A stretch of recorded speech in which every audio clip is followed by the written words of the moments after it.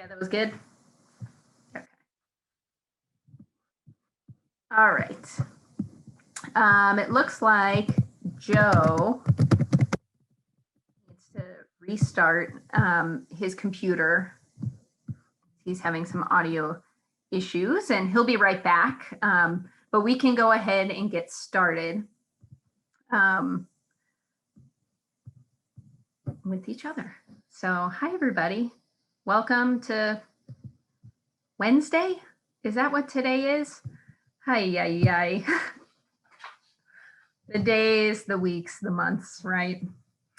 Well, I'm happy to have you all here. My name is Kelly Bankert, and I'm the Director of Leadership Development and Community Engagement in Student Affairs, and we work in close partnership with student organizations and activities also housed in Student Affairs to support all of the student organizations on campus, about 300 plus of them. And student organizations and activities takes really the lion's share, and they do the bulk of the work on supporting the student end of the student organizations. And my team, Leadership Development and Community Engagement, we kind of sort of lead the charge in supporting the advisors. So just as we move forward in our conversation, any questions that you all have in the future about advising your student organizations, you can feel free to direct them my way. And I've got information on our slides for that. So I'm going to start recording this session. I realize I probably should have done it before I introduced myself, but you'd think I would be like a pro at this by now that we're like a year in, but I'm just not. And I have some humility about that. So that's fine. All right, let's see. Maybe, Joe, is it already recording? Yeah, it looks like it's recording now. Oh, great, good. Glad that all got recorded. Hi, everybody, amateur hour here. Okay. Good thing I know so many of you. All right, we are gonna go ahead and I'm gonna share my screen and we will dive right in. We have several folks here. So nice to see you all. Just in this, for the interest of time and for the recording for the folks that will watch this later, we won't do introductions around, but please feel free to introduce yourselves in the chat so folks can see who is with us today and which organizations you advise. So let me get started in sharing my screen.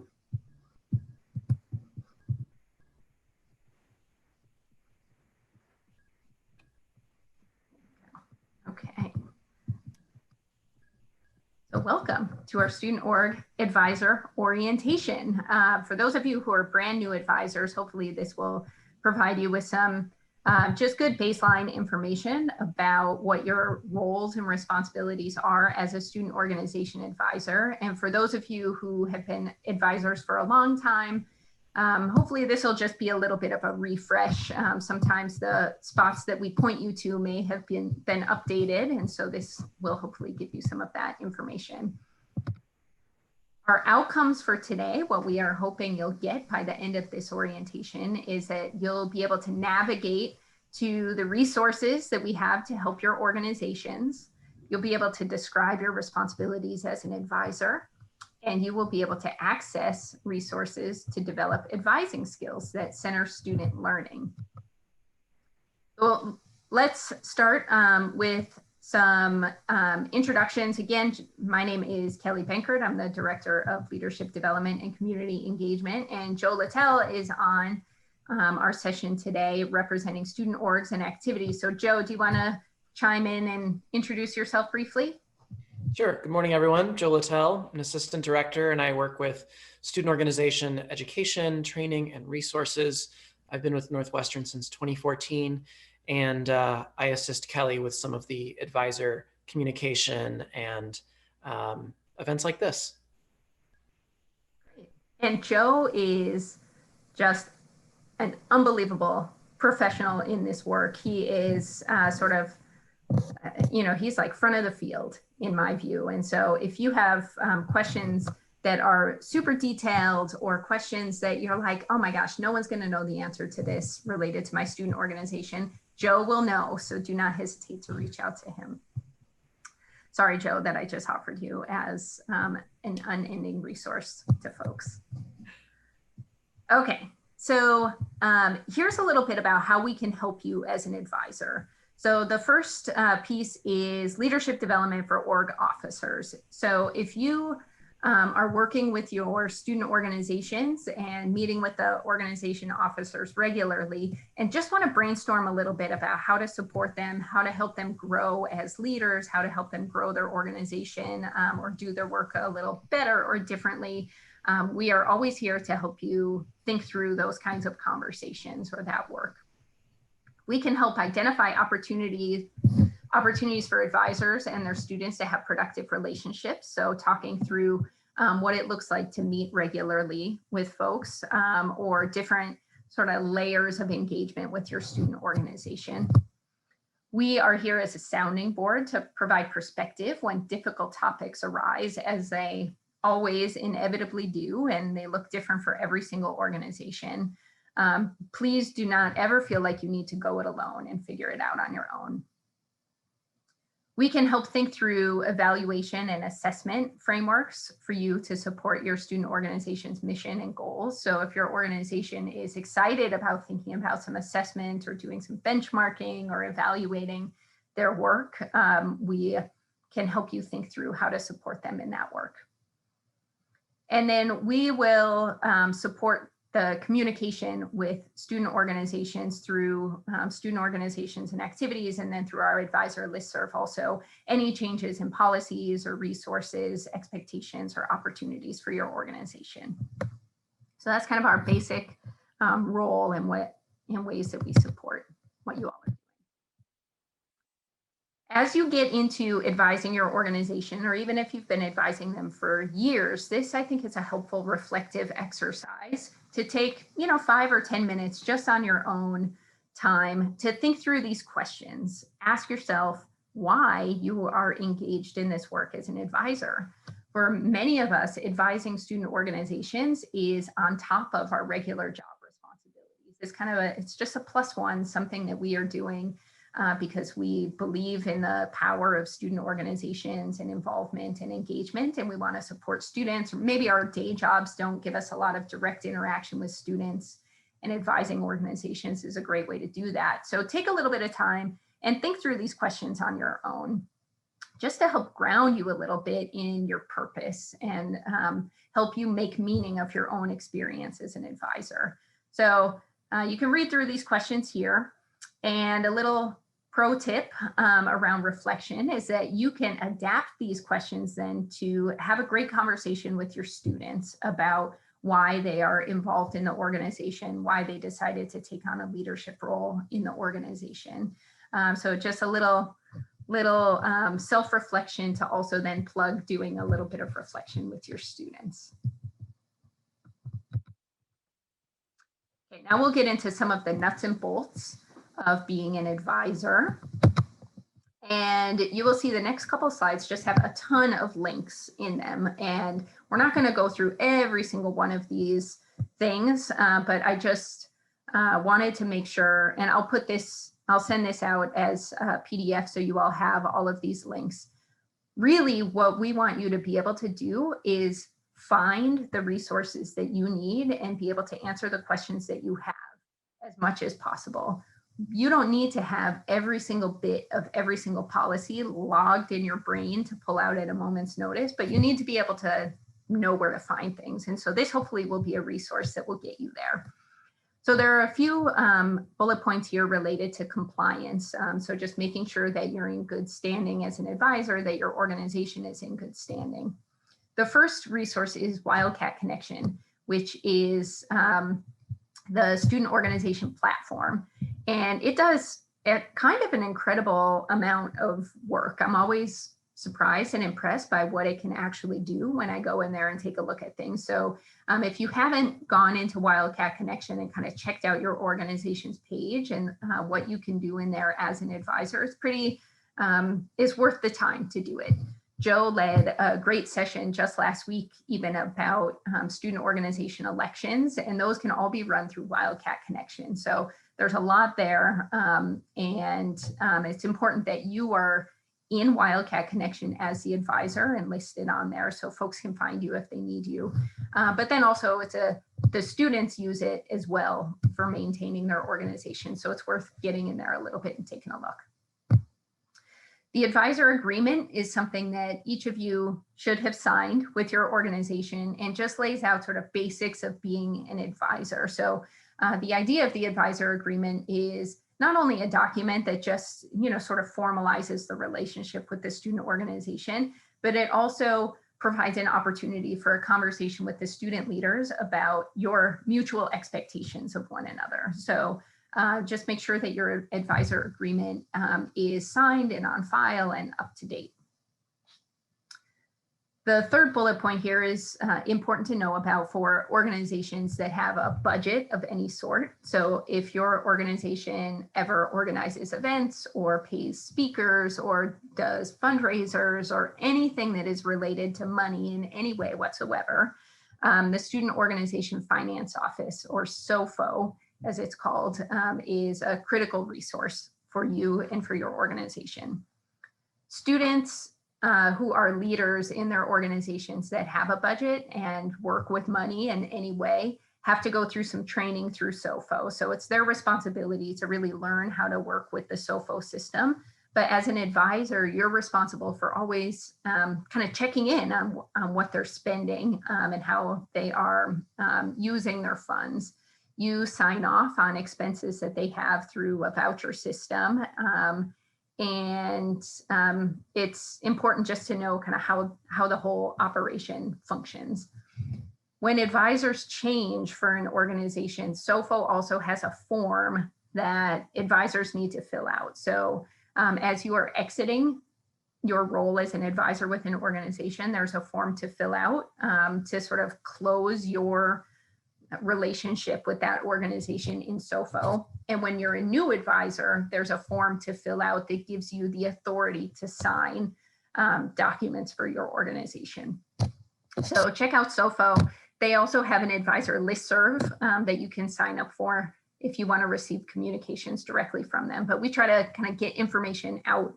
And if there's interest from this group on a specific SOFO training for advisors, we can organize that as well. So you can let me know. The next bullet point here is familiarity with policies. Like I said, we're not going to go through every policy there is for students, but there's a link here where you can go and kind of look through, and it's incredibly organized. It's a great resource, and you can look through everything from student organization travel to contracts, to anything else you can think of that's related to student org policy. So check that out, the policy index. Then the last piece here that we've got listed on this page is familiarity with your organization's constitution. And that can be found on the Wildcat Connection page. And, I'm sure it's not riveting reading, but it's important to read through and understand how your organization is set up, what their bylaws are, the way that they will run elections. So the expectations for the leadership of the organization, and you can help support them in following that constitution. More links for you. Okay, the next section is supporting the organization's leaders. So this is probably for many advisors, this is really like the bulk of the role, is supporting the leaders of the organization. And then those leaders are working with the members of the organization.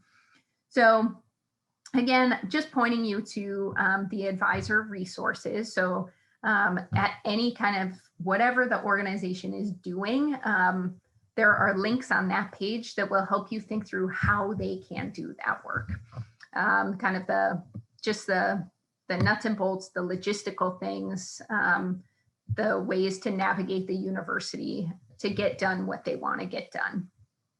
The second link here is to the leadership framework, which we'll talk about later in this training, but another role that you have in supporting the organization's leaders is being mindful of and supportive of their education and their leadership development as students.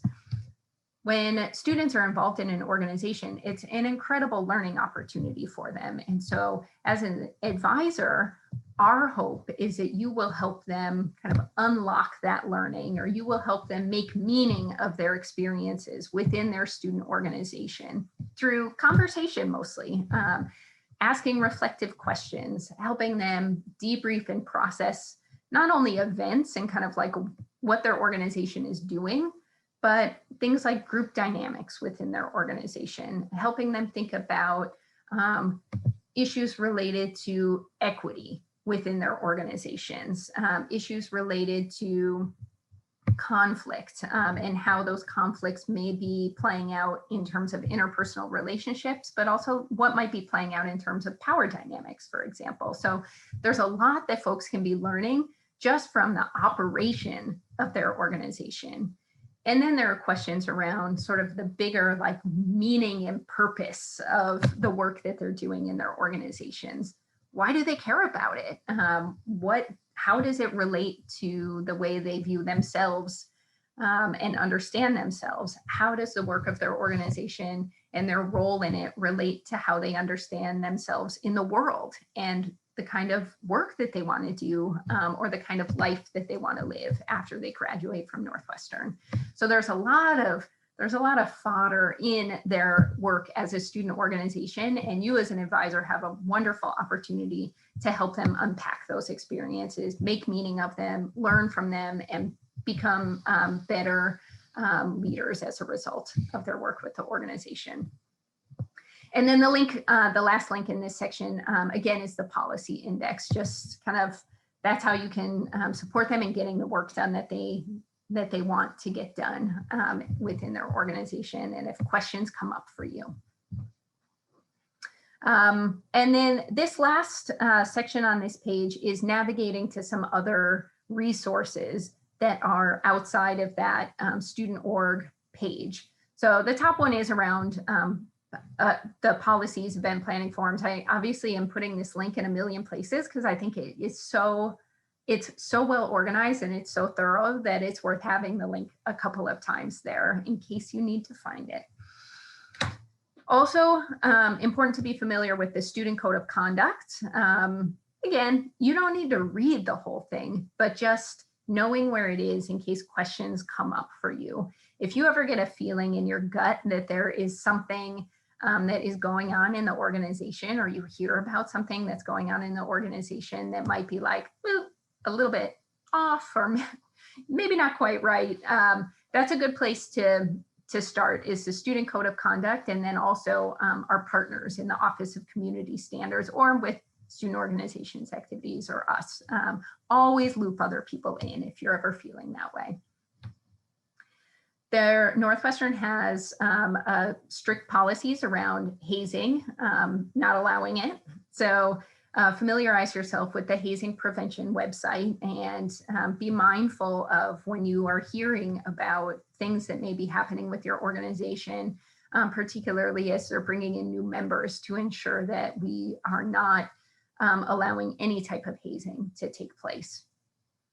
And then the last link here is our Office of Equity, which supports all kinds of our policies around non-discrimination, sexual misconduct, all kinds of things like that. And so they're a really critical resource on campus, and important for you to know how to access them should anything be coming up.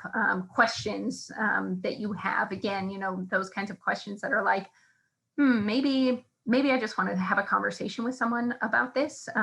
The folks over in the Office of Equity are incredible professionals.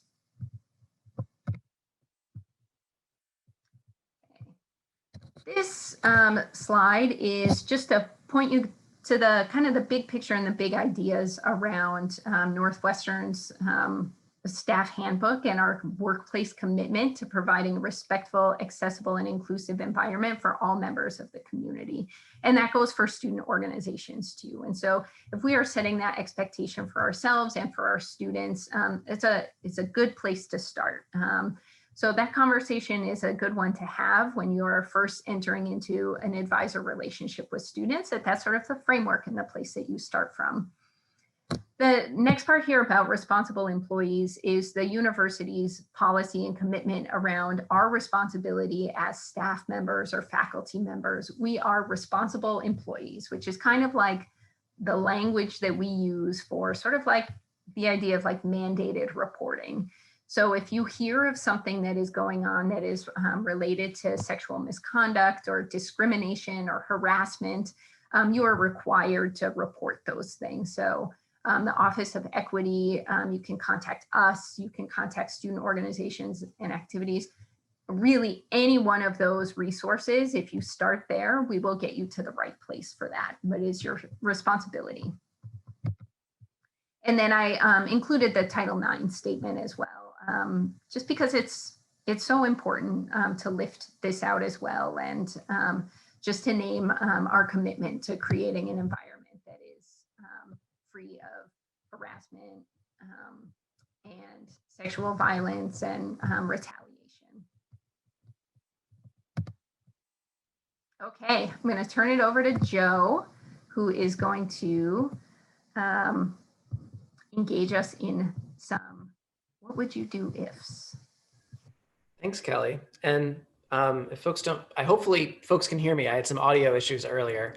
And just keeping an eye on the chat, I'm so excited to see not only about 14 or 15 folks who advise, but we've got about 30 to 40 groups represented here, and it's across academic groups, campus media, performing arts, advocacy groups, identity and cultural groups. So this is really exciting to be able to share with all of you. And I hope you feel welcome to add questions in the chat or email Kelly or I on anything related to questions you have, anything we can help with as you advise your group. So we came up with a couple scenarios to share with you.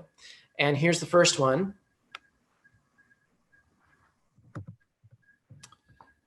So you find out that the org you advise had, let's call it a social gathering off campus. And it was promoted through their organization, and there are first year students there consuming alcohol. It happens. So as an advisor, this is maybe subtly brought to your attention. What's the action step when you learn this information? Joe, do you want folks to chime in, or do you want me to just reveal the answer? I think you can just reveal okay. We can have a moment of suspended reflection and thought. So the Office of Community Standards, formerly known as Student Conduct, is going to be the resource on this topic. In addition to handling disciplinary issues for individual students, they're also the authority on the topic for student organizations. And I'm not going to go through specific examples, but there have been sanctions and consequences for student org privileges when it's clear that a behavior and action in violation of the student handbook is kind of influenced by that organization dynamic, and especially if it's promoted as an organization hosted and sponsored activity. Yep, there's the website.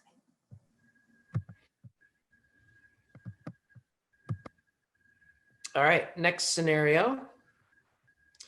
So your organization does a team building activity at a meeting, and someone mentions to you that the amount of physical contact in the activity made them uncomfortable.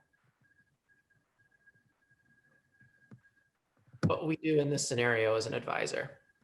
In this particular case, what we would recommend is reach out to the Office of Equity. They're going to be the experts in managing these situations, these accounts, working with the student, working with others in the group, working with the advisor, and they may end up routing it to other professionals in student affairs as well. But they're a terrific resource to assist with that. I also see a question in the chat. So OCS, Office of Community Standards staff members, someone wanted to know if they're located in Scott Hall. I believe they still are. That's correct, right, Kelly? I believe so, yes. And like many areas, the staff is partly working remotely, partly working on campus, but they definitely have a campus presence. Beth, was that your question? No, I just wanted to underscore or confirm my understanding that if we get whiff of any of these things under the current climate, it goes directly to community standards, because any of these things would be in breach of current COVID standards. So that beyond what would normally be the case, there's a sort of a much lower threshold now for referral out. Yeah, that's an excellent point. Thank you.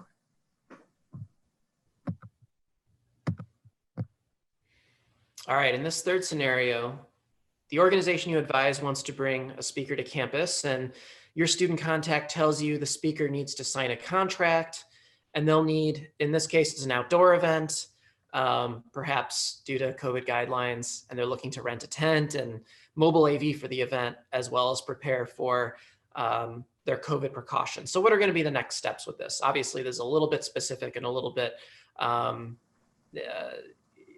based in the current environment we have on campus. Well, anytime you're inviting a speaker to campus, there should be a contract in place between an authorized Northwestern signatory, as well as that what we call a service provider or visitor to campus. SOA can assist with all questions related to this documentation. There's information on the SOA website under the org officers and planning and event tab. I should mention, in addition to guests coming to campus, whether they're getting travel expenses paid for or an honorarium or not, they still need to agree to Northwestern's rider. And also, advisors should only really be signing the cover sheet that just shows they've reviewed information about the event. They're not signing on the contract line. That goes through, for the most part, SOA for review, and sometimes other offices, depending on the amount of money that's involved or the speaker that's involved. In addition to speakers, a lot of rental equipment, if, you know, both pre and post-pandemic venue agreements to do events off campus, rights to screen, film, or put on performing arts performance where someone holds the rights, as well as a number of other scenarios.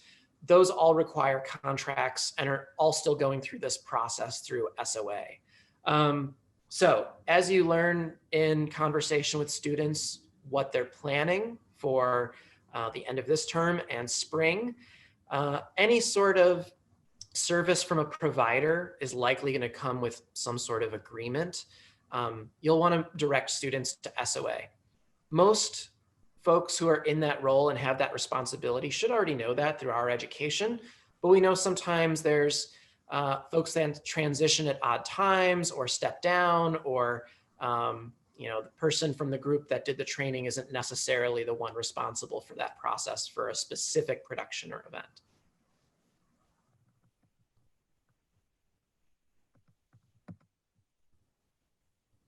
Okay. This is the money one, right? So the treasurer of your organization says they're having issues getting reimbursed. Obviously, you want to know a little bit more about the situation, but let's say this is like a serious financial issue related to the organization. What would be some steps you would take? Well, SOFO is the authority on all things related to the group's financial account. Again, in this environment, they're not requiring students to bring paperwork to the window in the Norris Center for their account. I've been advising groups. Some of you likely have been on like reply alls just as authorization and sign-offs for vouchers. But if there's an issue where a treasurer isn't getting reimbursed, maybe the account is frozen or in the red, or if there's you know, a group is waiting for a grant that hasn't come in yet and the student has already spent the money, SOFO can assist with how they can support that student at that time. I will add too that we know that there have been some adjustments in student org budgeting with ASG allocations. The chairs of that finance committee have done a great job working with students and student groups to support them if events end up falling through to the pandemic, or they're just not putting on the same level of activities that they did prior to even last year. And this is the question I always get, especially from students in new groups, is how can we find money and what are the rules around it? So SOFO does all the training for student officers with the rules and guidelines for how they can use money once it's in the account. And SOA has launched a few new grants this year that we've communicated to officers. So as students come to you in meetings and just say, you know, we have an idea for what we want to do, we just don't have money. We have a great fundraising page under the org officer section of the SOA website that outlines all of the active grants available through different resources for student groups at Northwestern.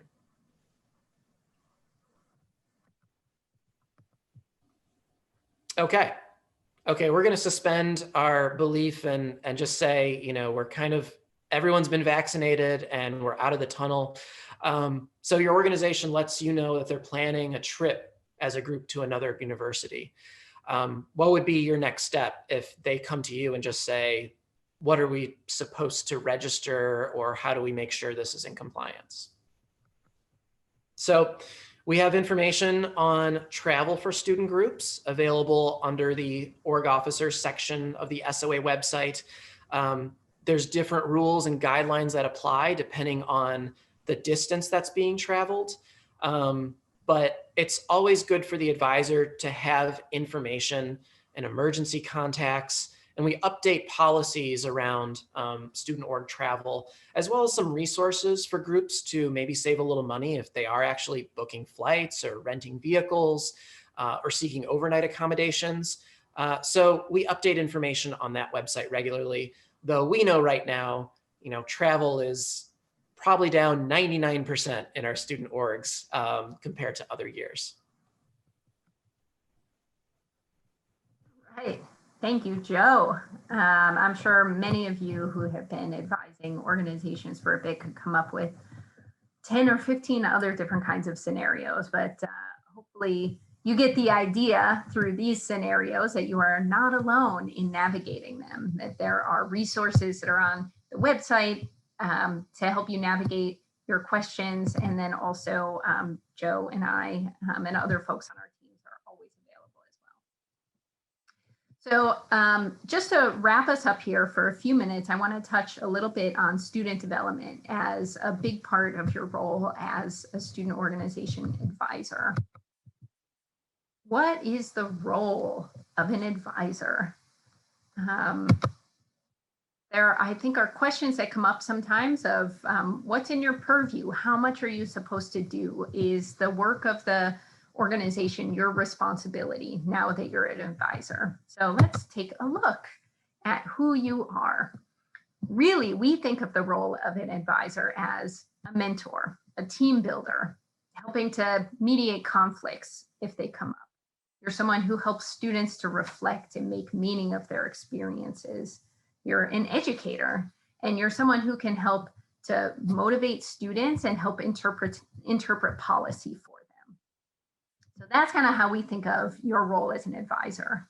What you're not as an advisor is the president of the organization. Sometimes it feels like we want things more than the students do, or we kind of have a sense of like, gosh, if you just did X, Y, and Z, like what you want to do would go so much better. But it's not our role to do that. It's our role to help maybe have a conversation with students and help think that through so that they can do those things. You're hopefully not just the check signer or the funder or the person who's signing the SOFO vouchers. We want your relationship with your organization to be more than transactional. You are not the sole recruiter for membership. If the organization kind of fritters away after a couple of years because of lack of membership, then that's okay in the end. Organizations kind of come and go with student interest, and that's all right. There are really incredible tools that are available to students to recruit members to their organizations through student orgs and activities like activity fairs. But then students can also recruit in an ongoing way, and you can help to give them some ideas for how to connect with and engage students, but it's definitely not your responsibility to bring students into the group. You are not the omniscient advisor. It's not our expectation that you know all and see all and be all for your students. You are one resource for them, and hopefully, you know, as an advisor to one or more of 300 plus student groups, it's our hope that you can help to kind of keep your finger on the pulse and be like the eyes and the ears of things that are happening across our student population, so that if there are things that are coming up, you can seek support and we can help to engage those students. But our expectation is that you're not going to know everything and be able to be everything. But we do expect that you have a sense of what's happening in your organization and that you abide by the policies and ensure that your student organization is abiding by the policies that we've outlined earlier. You're not the one who does all the work, as we talked about before. And you're not the sole crisis manager. You are one of a team of many, many people to support students. And so tap us as you need us. One other part of student development that I will point you all to is the Northwestern Leadership Framework. This is a framework that was developed by dozens of staff, faculty, and students about 5 years ago. As the answer to a question of when students graduate from Northwestern and they say they're leaders, what do we want that to mean? So these are some concepts that we hope to infuse around leadership development across the university. So whether that is in programs that your department is leading or as you advise students in their organization, we want them to be thinking about how they understand themselves. We want them to be thinking about how justice and ethics plays into the operations of their organizations and in the ways that they live their life and in the ways that they do their work. And then these three center circles are sort of the cognitive and practical skills. So really supporting students and thinking about how through their organization, they are building and maintaining relationships, how they're using strategy and reasoning in the work of their orgs, and then how they're executing change, how they're actually getting things done and making change through their organizations, whether that's through what the organization is doing or the functioning of the actual organization. And then those three concepts in the middle, growth, efficacy, and authenticity, those are some of our goals, our overall goals for students in their leadership development. And one of the things I like to think about is that reflection is really like the driver of this whole thing. It's kind of the engine of the leadership framework. And so if students are never being invited to think about their leadership development, as many of us, you know, things are moving so quickly that it's difficult to find time to just sit and reflect. And you don't have to sit necessarily, but to take the time to reflect on your experiences and how you're processing them, and then how they inform your way forward. So really trying to incorporate a culture of reflection in your advising with students around their leadership development is important. And then the website that's down here at the bottom points you to the leadership framework. And we have a page that has just a ton of resources that you can use in your work with your student organization or in your work with your department in your kind of regular day job with students. And there's a whole separate effort around implementing the leadership framework on campus through kind of a collective impact process. So if you're interested in that and want to get more involved in developing yourself as a leadership educator, let me know and we can get you added to our leadership collective impact group, where we are kind of a community of practice around leadership development of students. And then finally, this is basic contact info for Joe and for me. So please, please do not hesitate to reach out to us if you need support or if you have questions about your student organization advising role, or anything that is coming up related to your student organization. We are always here to support you, and no question is too small, no problem is too thorny. We are here to help. I'm going to stop share now, and we can have some conversation with each other if there are questions out there. And I'm going to be, like I said, I'll send out all of this information. We'll end up having this video posted on the Student Orgs and Activities YouTube page if you want to relive this amazing hour of your life. So if there are questions that folks have, please feel free to ask them now, or Joe, if you have things to add before we wrap, please do. Yeah, thanks, Kelly. I was going to make 2 quick announcements for our audience.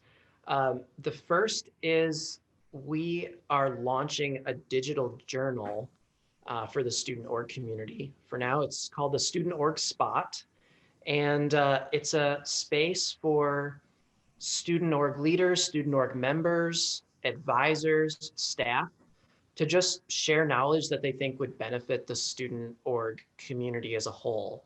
So far, we have 4 very close to finished submissions on topics like what it means to be a woman at Northwestern who is the president of an org where she's the only female identifying member, and the intersection of that leadership and gender and learning through those interpersonal relationships. We have another one from a student who is not a theater major, not even in the School of Communications, but has really found belonging in the Student Theater Coalition through co-curriculars. And so we're looking for kind of testaments, reflections, even like a bulleted list of pro tips, anything that you or your students just in conversation might come up. We're looking for folks to really add to this as kind of like a learning blog as part of the SOA website. So information about that is on SOA's Wildcat Connection page, and we're hoping to launch it later this month. The second announcement, I don't even have a link for this because we just discussed it as a department this morning. We will be hosting another virtual student org fair in the spring. We hosted one in January with about 140 groups participating, and another one in September with all of them participating, and turnout's been really strong for both. We know as the campus environment continues to change with pandemic restrictions changing, we're encouraging groups to continue to recruit throughout the year. And so we will be hosting that Tuesday, March 30, the first day of classes, in the evening at 7 o'clock. And so we'll get information through the Student Org newsletter this Friday, how groups can register for it. And what'll be unique about this is it also overlaps with the Wildcat Days for admitted students. And they'll already have net IDs and passwords, and admissions is on board with having them participate in the org fair too. So we know we have to communicate with student org officers that they'll probably get a bunch of folks who click that join now button who aren't even enrolled yet. But we hope the student org see it as an opportunity to build a presence with that population as well. And the virtual format allows us to make it so any org that wants to participate can. They're not limited by square footage or tables or anything like that. So I bring that up too because if advisors want to pop into the org fair at the start or right before the event, that can always be good just to give a quick little pep talk or maybe even make an introduction or whatever the occasion is as they're about to meet a whole lot of new folks. Thanks, Joe. Are there any questions out there? Sorry, me again. Still thinking in terms of COVID. So, even before we saw the article about what was happening at Phi-Sci, my greatest concern moving into winter and spring quarter was what would happen in terms of COVID precautions as organizations, Greek and not, sought ways to bring new members into the fold and the temptation to do that in person, even if that's not wise, set aside concerns about alcohol. Did fraternity and sorority life or RSO in general have materials that you're circulating? Because, and this could completely be my oversight, was sort of with organizational leads heading into these recruitment events in terms of how they can move forward in a safe online way. I know Nancy's been, providing stuff for the res colleges, and because I wear multiple hats, I've seen that, but I thought it might look different for these groups that don't have that particular structure surrounding them.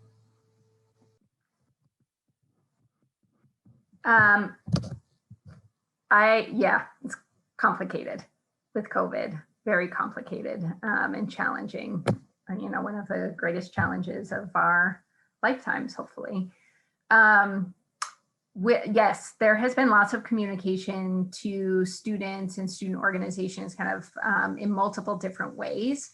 And one important resource is the Hybrid Events Review Committee and that events planning page. I think we've sent some information out on the advisor listserv as well.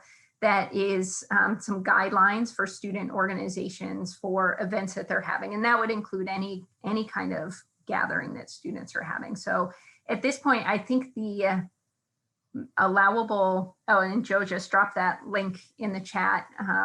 So you all have it. I believe it's 10 people, and there's a whole system that is being set up with folks that are kind of monitoring events and ensuring compliance. And that was actually, so I know what the rules are in terms of 10 folks and sort of who's being asked to oversee that if it's res college. I guess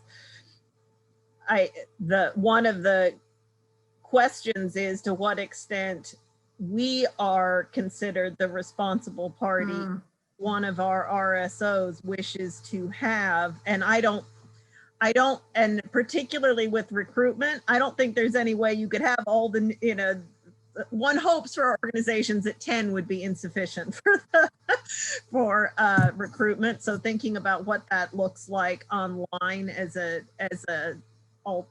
alternative. And also, though, if they do it outdoors, whether or not we are expected to be physically present for something that is a 10-person outdoor shifting groups event. Yeah, I think I would need to refer back to the policy to look at it before I give you definitive answers. But what I do know is as long as the students have been communicated the information very clearly in multiple different ways. And if you are reinforcing that as an advisor, I mean, you could just take those emails that we have sent out or this link that Joe popped into the chat here and just send it out to your groups and say, hey, FYI, just make sure you're following these. I mean, it's on the students, and we're working closely with the Office of Community Standards and others around campus to ensure that students are complying with those or are held accountable for their actions, because it's a life and death potentially situation. Okay, but we are not expected to be physically present. There are other people who would potentially oversee 10-person events if they. I need to double check on that. Joe, do you have insight on that? I can share a little. I'm part of the Hybrid Events Review Committee. And so we're always directing students to complete an event request submission. And what I'll share is our committee is obviously, it's very case by case, and we're also learning as the cases come in. So on the topic of advisor involvement in some of these events, there is a field where the student group is expected to provide the name of a staff or faculty member who's going to be involved or present in the event. I've been advising students if they are unable to have their advisor attend, or if they're unable to identify someone to attend who fits that role, to just leave it blank, submit it. If it's something, really, really small, it could be something that the committee comes back to the student and basically says, you're basically approved, and we'll help identify someone. We'll work with you on having faculty or staff member present for anything that's going to be an outdoor larger gathering that's going to present more complications. So yeah, I just want to share the committee has been very communicative with folks that have either incomplete submissions or concerns. We're just encouraging the submissions to come in so they're fielded and there's committee discussion around the submission, and we can work with the students to advise on how to proceed. It doesn't necessarily mean it's going to be a yes every single time with conditions. There's going to be some things where it's just not going to fit within the university guidelines. I appreciate that. I just didn't want to be caught off guard with an expectation that I'm sort of the supervisor for, oh, let's say a Lakeville dance event from Northwestern Bhangra that, you know, came out of the blue. So I appreciate knowing more about the process. Thank you. For sure. I'll add one other quick thing is that I think it's the Campus Life Office is hiring some student staff to serve as hybrid event liaisons. And part of that role, subject to scheduling and availability, will be to kind of serve in that faculty or staff advisor role for events. So they'll be doing some other, you know, documentation and, you know, reviewing guidelines and assisting the committee with that. But as kind of restrictions continue to be eased and eagerness to have in-person components grows, we hope that that's one way we can support more of these things happening safely.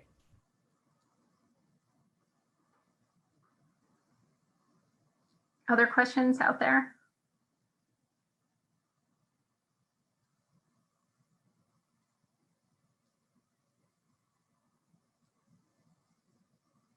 Okay. Well, if anything else comes up, you know where to find us. We're always happy to chat. It's absolutely lovely to see your faces, and hopefully someday we will see each other in person again. Joe, thank you so much for sharing your expertise with us, and I wish you all a wonderful Wednesday. Take care. Thank you. Bye.